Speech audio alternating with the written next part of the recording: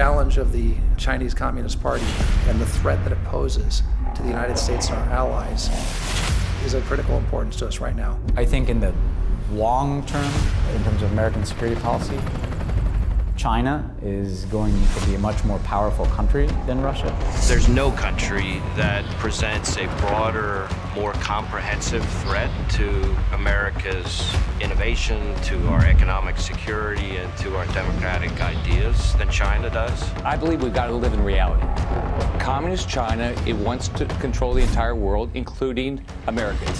Let's be clear, the Chinese Communist Party is a Marxist-Leninist organization.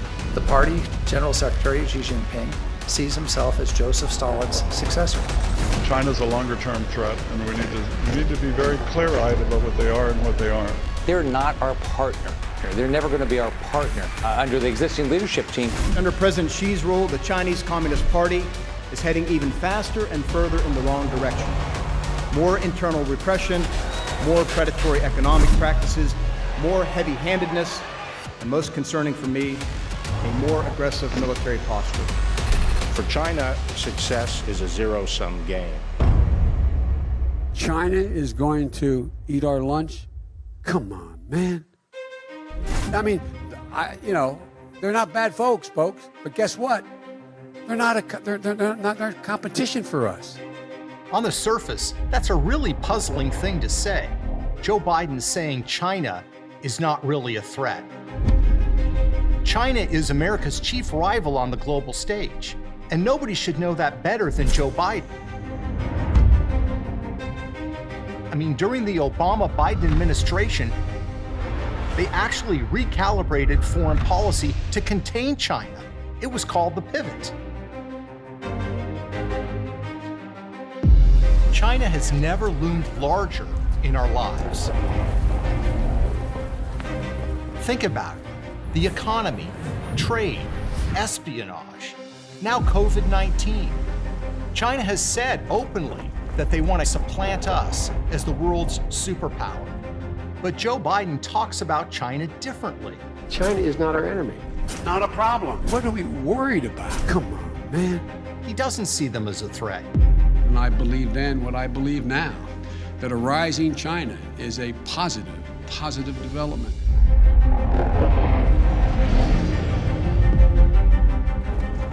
He welcomes their rise as a global power. Why exactly? Perhaps it's personal. Perhaps it's about his family. Perhaps it's about the money.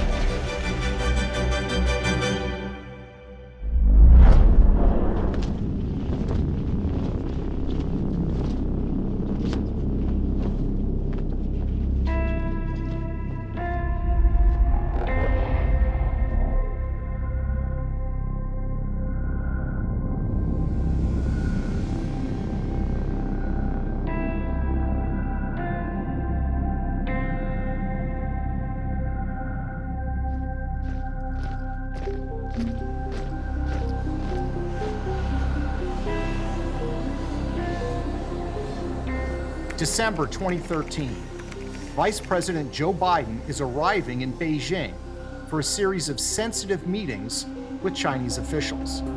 The Chinese give him the red carpet treatment, literally. But also along for the trip, Joe Biden's son, Hunter Biden. During the visit, Joe Biden meets with Chinese Vice Premier Li and with President Xi. A 2013 trip to China getting new attention this morning, not for what Joe Biden did, but for who he brought with him. And what was Hunter Biden doing? We're not sure. He doesn't appear in many pictures of the official festivities. But what we do know is this. 10 days after father and son returned to the United States, Hunter Biden's small investment firm announced a $1 billion private equity deal with the Chinese government. And where did the capital come from for this deal? From the Chinese government itself.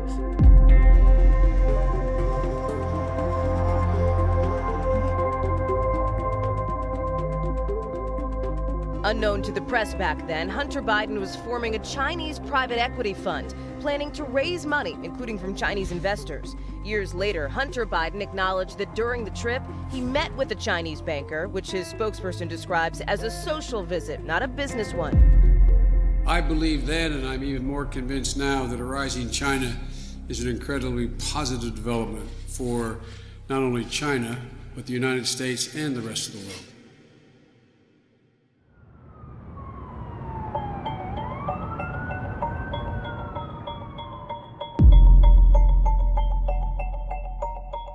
Hunter's small firm got a deal that no one else had in China.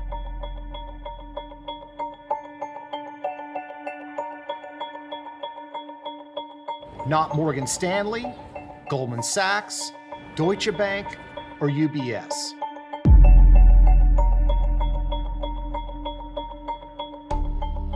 And are you vulnerable on this issue at all because of your son's business dealings in China? No, I don't believe so at all. My son's business dealings were not anything with everybody that he's talking about, not even remotely number one.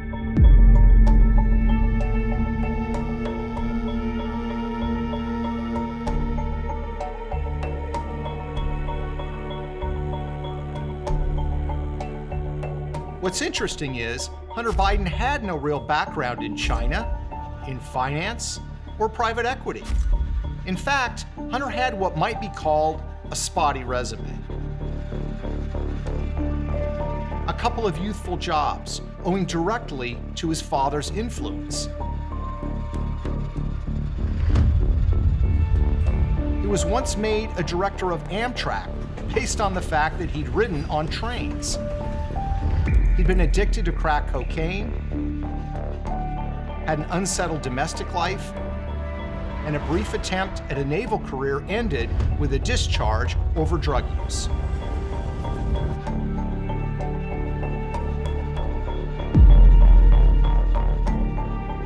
So why did the Chinese pick him?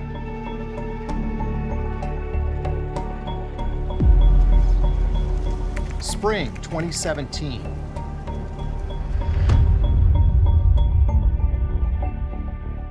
Patrick Ho, a Chinese businessman, was arrested by the FBI on bribery charges.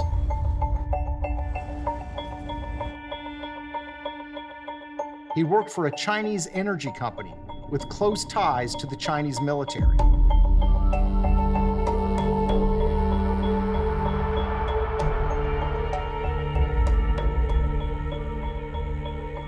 While in FBI custody, Ho made 2 phone calls. One of those, strangely, is to James Biden, Joe Biden's brother.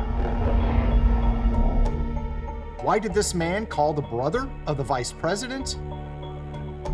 He was looking for Hunter.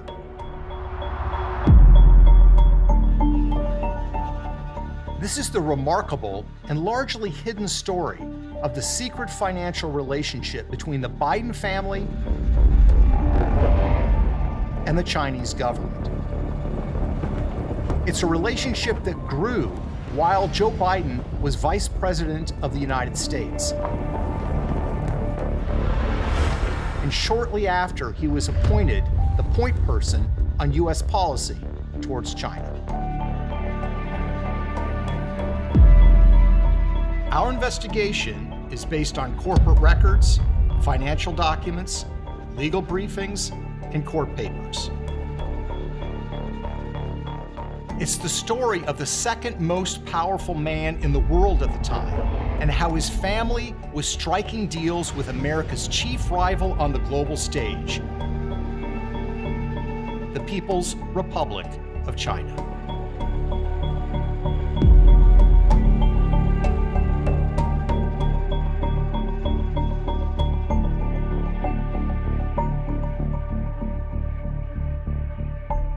And it's a story that has been largely never told. A rising China is a positive development, not only for the people of China, but for the United States and the world as a whole.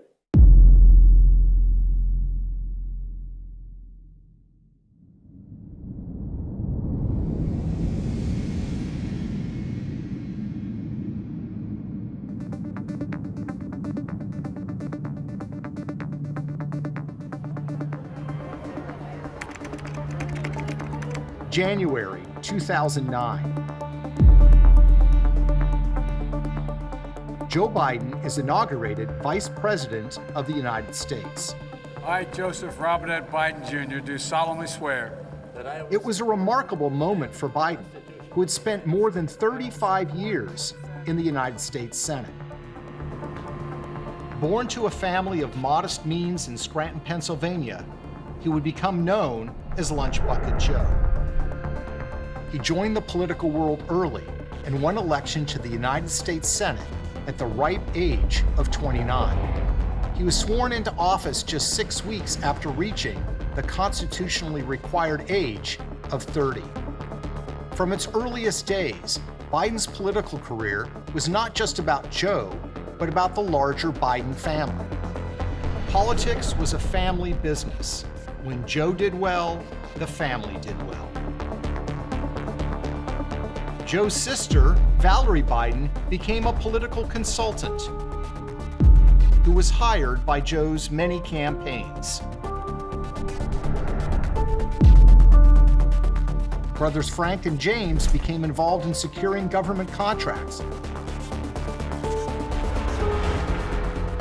and deals overseas with foreign governments.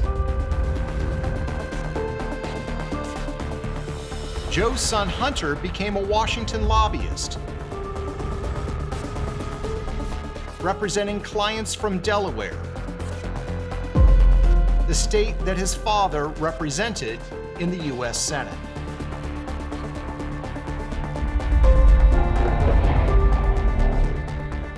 When Joe Biden was elevated to the vice presidency, the family's ambitions grew accordingly.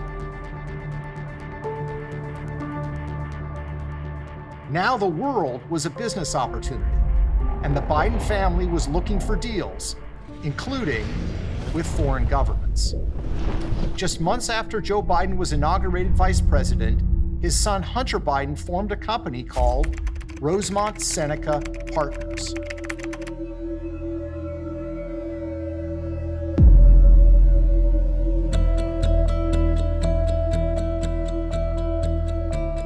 His partners had useful connections. One was Christopher Hines, the stepson of Senator John Kerry, a powerful U.S. senator who would later become Secretary of State. The other partner was Devin Archer, a friend of Hines.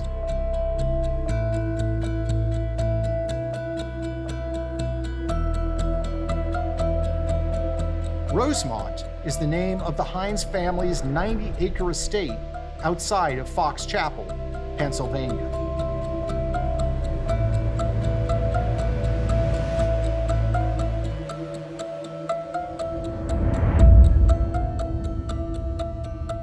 Rosemont Seneca, the new investment firm, opened an office in Georgetown, just 2 miles from the White House.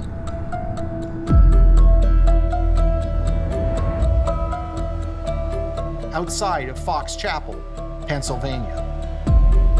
One of Hunter Biden's big scores was a controversial deal he landed in the troubled nation of Ukraine. In 2014, the Ukrainian government fell, and Joe Biden became America's point man for the troubled country.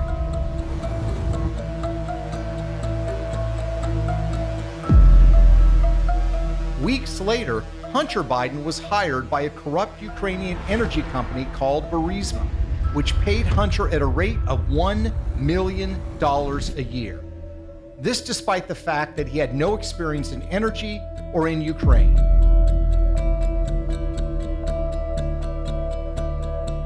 If your last name wasn't Biden, do you think you would have been asked to be on the board of Burisma?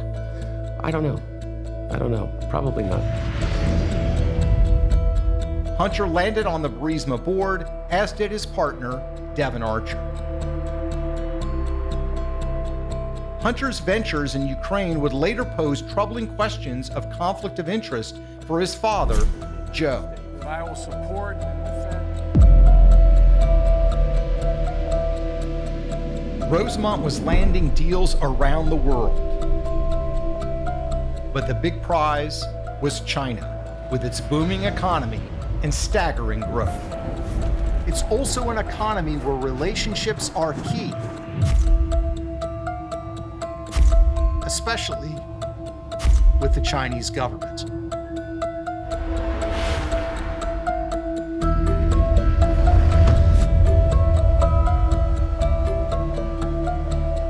And I'd like now to raise our glass in a toast to many more generations of friendship and peace.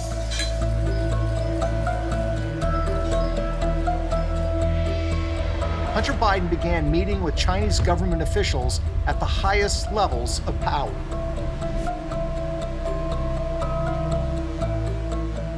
He had no background in China, little background in finance.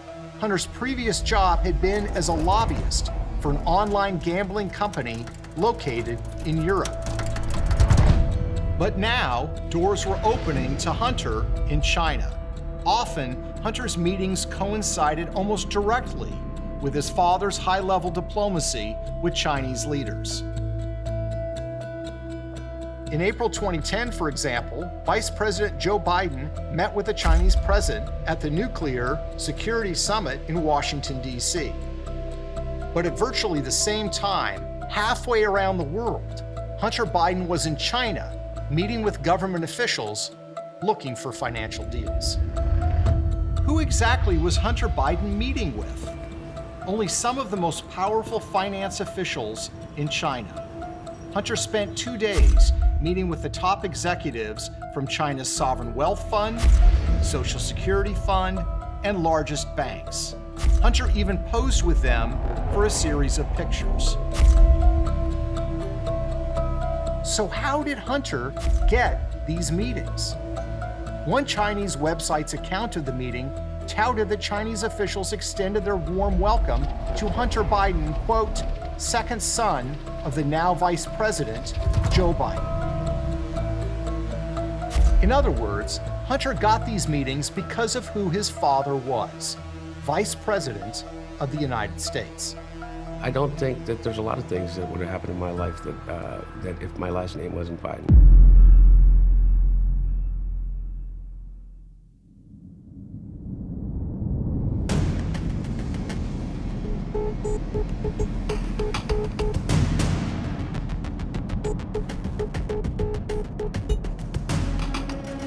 Vice President Joe Biden, with one eye towards a possible 2016 bid, is getting the chance to flex his international muscle power in Asia.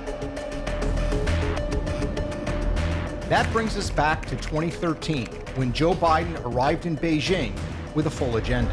Among the highly sensitive issues to press with his hosts, Chinese cyber attacks, the theft of American intellectual property, trade issues, national security, China's claims over the South China Sea. Hunter Biden was also on board. He joined his father the next morning for a meeting with the U.S.-China Business Council, and then Joe Biden was off to a meeting with Vice President Lee. Just where Hunter Biden spent the rest of his time on the trip remains largely a mystery. But we do know this: Hunter later admitted that he introduced his father to a Chinese official on this trip who was involved with Hunter's budding business ventures.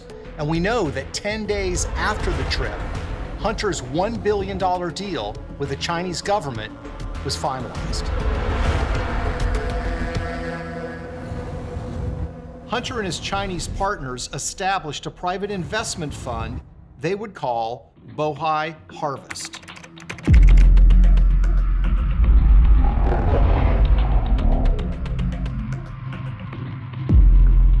The Chinese government provided the money. Hunter was given a seat on the Bohai Harvest board of directors and a 10% equity stake in the new company. Devin Archer, his business partner, was appointed vice chairman. The new firm enjoyed an unusual and special status in China, operating through the Shanghai Free Trade Zone. No other investment fund in the world had a deal like Biden's firm. Not UBS, not Goldman Sachs, not Morgan Stanley, no one. In short, the son of the Vice President of the United States, with little investment experience, no experience in China, got a deal in the People's Republic of China that no one else had.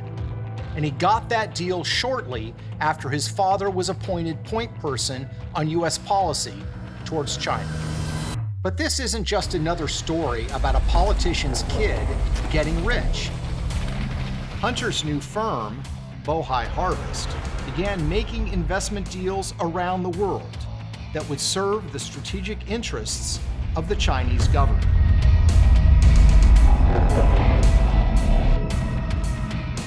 And that's what makes this deal so troubling. That's a bold thing to say, but it's true. This new firm started making investment deals that would serve the strategic interests of the Chinese military.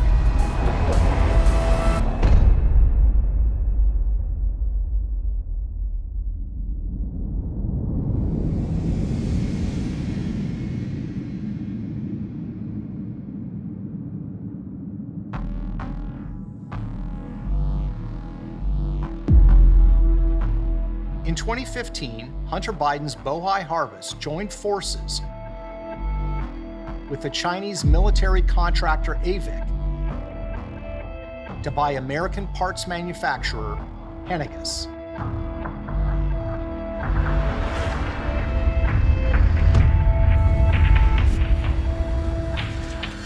Henniges' technology is considered dual use, meaning it can be used for commercial and military purposes.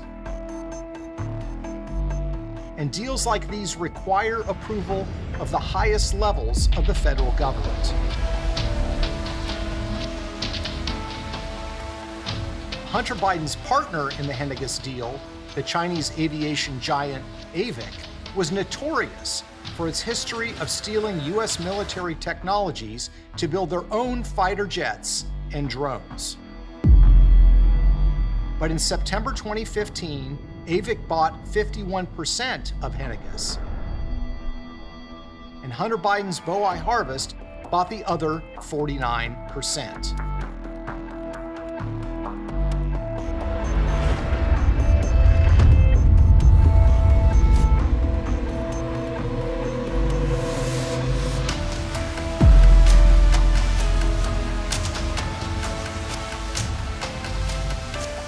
And yes, the Obama administration did indeed approve it. Hunter's firm, Bohai Harvest, also invested in military surveillance technology that the Chinese government would use to monitor and control the population in their own country. The company was called Face++. There are a number of American investors that also stand to profit from this mass surveillance that are also invested in Face++, one of whom is Hunter Biden, the son of former Vice President Joe Biden. Bohai Harvest also helped China in its competition with the United States over so-called rare earth minerals. A Chinese government-run firm called China Molybdenum produces rare earth minerals around the world, competing with Western firms for mining access. And the company does not hide the fact that its work has direct military applications. The company's 2015 annual report, for example, declares that molybdenum is used to produce sensitive military technologies.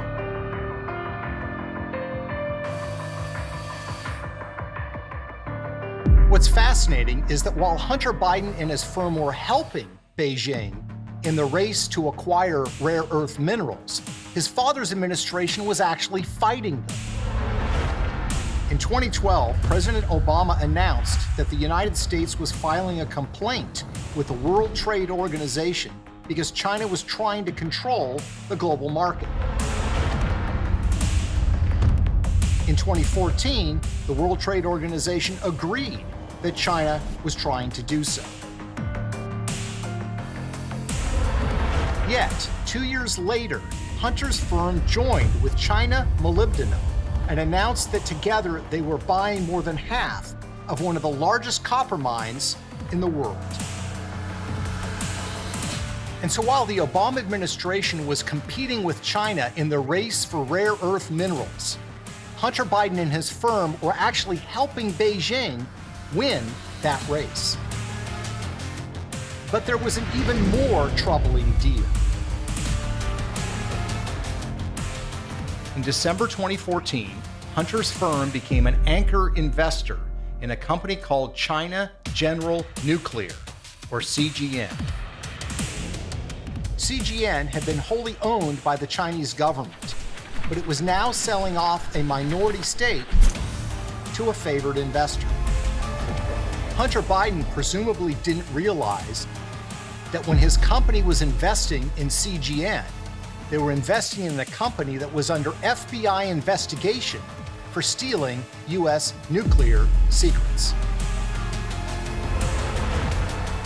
In fact, less than 18 months after Hunter's Chinese firm invested in China General, a nuclear engineer named Alan Ho and the company were charged by the U.S. Justice Department with stealing nuclear secrets from the United States. According to the FBI, Ho had been working under the direction of China General to steal American nuclear secrets since 1998. It's not clear whether the FBI or the Obama Justice Department knew that Joe Biden's family was actually involved with CGN. But what is clear is that China has been trying to steal American nuclear secrets for a long time. Is it really that crazy to think that by partnering with the son of the vice president, they were trying to buy them too? And make no mistake, these firms Hunter was dealing with are directly tied to the Chinese military. In June 2020, the U.S. Department of Defense released a list of companies doing business in the United States that were known to be connected to the Chinese military. On that list, AVIC and CGN. But the Bidens weren't done cutting deals in China.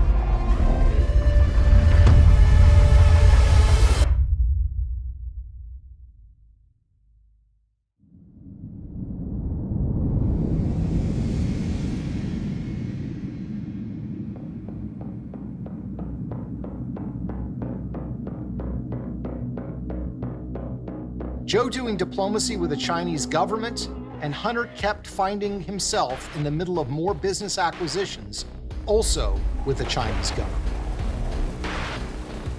A confident China was on the march, asserting its power and flexing its muscles.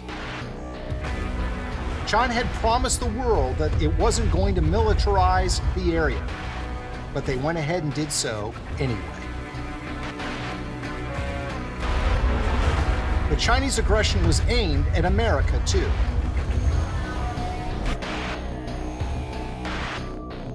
China's military has attacked major U.S. companies in a computer war that kills American jobs. More than 21 million Americans had personal information stolen from government files in a data breach that was 6 times as large as originally disclosed.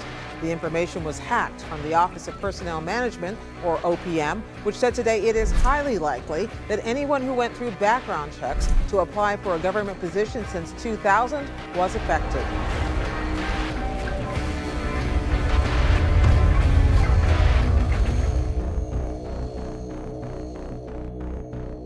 Think about that. The Chinese government had hacked an American government website and taken information from millions of American government workers. Highly sensitive private information. It was a crime taken very seriously by our federal government. And what was Hunter Biden doing? He was looking for more commercial deals with the Chinese. Another one of Hunter Biden's businesses was called Rosemont Realty.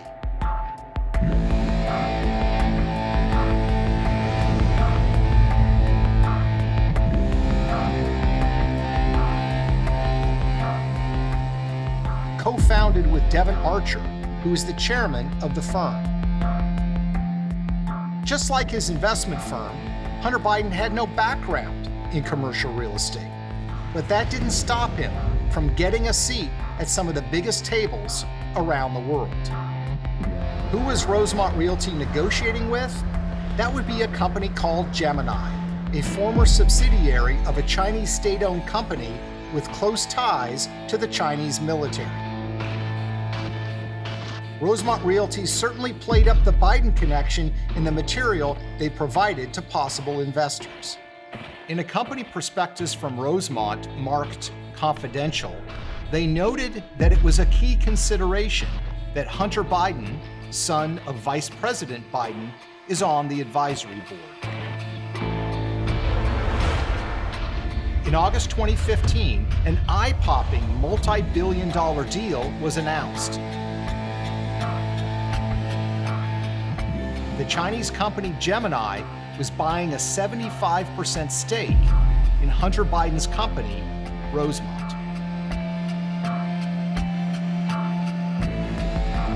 So who exactly is this second Chinese business partner of the Biden family? Gemini's parent company, Sino-Ocean Land,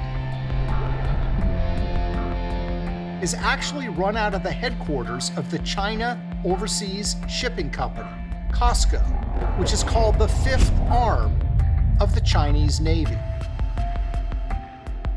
So you have two big deals between the Biden family and the Chinese government, or Chinese government-linked firms, in the years following Joe Biden's appointment as the point person on U.S. policy towards China. But there was still more business to be done. Hunter and his business partner, Devon Archer, began working with yet another firm, this one called Burnham Asset Management. Out of an office in New York City, they worked to line up more deals with Chinese companies, many of them mysterious and with murky ties to the Chinese government. One of the companies was called Kirin Global Enterprise Limited, a mysterious investment vehicle run by Larry Li and Guo Jinfeng. Very little is known about Kirin other than the fact that they invest heavily in mainland Chinese infrastructure. Another Chinese firm the Bidens wanted to partner with is called Harvest Global Investments.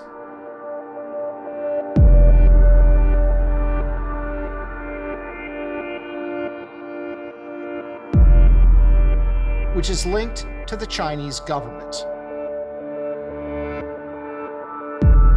How much money did the Biden family make from these deals? How deep do their ties to the Chinese government run? We can't know for sure, but consider this. In 2017, a Chinese executive was arrested by the FBI in New York on charges of money laundering and violating the Foreign Corrupt Practices Act. Patrick Ho was an assistant to a Chinese oil tycoon who ran CEFC China Energy, which had strong ties to the Chinese military. When Ho was arrested, one of the first calls he made was to James Biden, Joe's brother. When asked by the New York Times about the call, James Biden says that Ho was actually calling to get Hunter Biden's phone number. Patrick Ho was charged and convicted and went to jail for those charges. Why exactly was he calling Hunter Biden? What sort of help was he expecting? We don't know the answers to those questions. But what we do know is that the Bidens have cultivated very close relationships with members of the Chinese elite, and some of those relationships would be very hard to defend.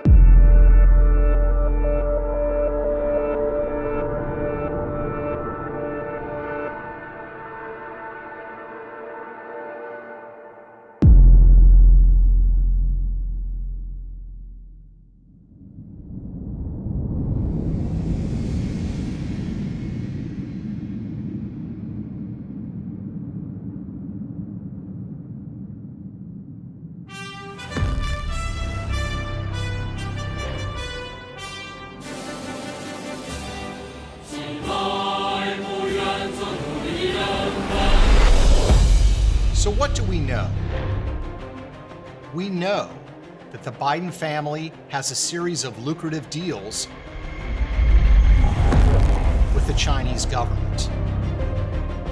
We know that these deals came despite a lack of experience by the Bidens in the areas they covered. We know that they happened while Joe Biden was steering U.S. foreign policy towards China. We also know that these deals didn't just make the Bidens money, they had potentially dangerous consequences for our national security. We know that Hunter Biden's firm, backed by the Chinese government, invested in a company that was actively stealing nuclear secrets from the United States. We know that China has been consistent in their efforts to acquire U.S. technology, and that their spies have been caught trying to steal our military technology.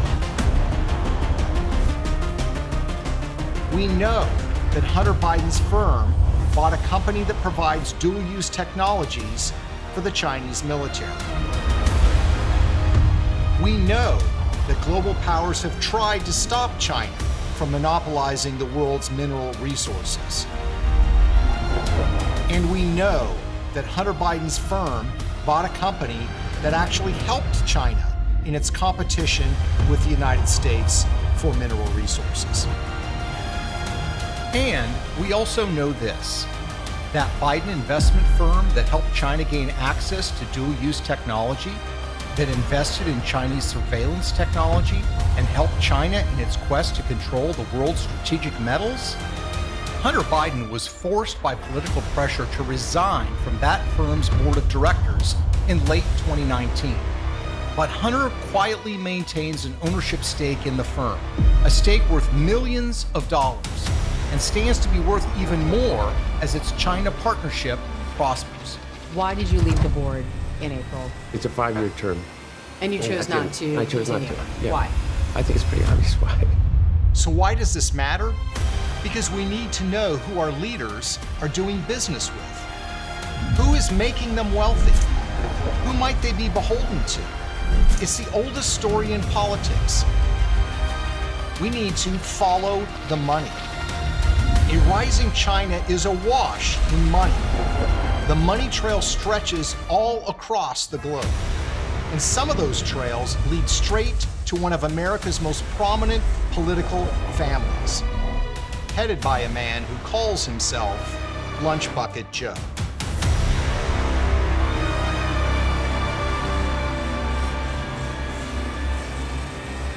China is going to eat our lunch? Come on, man.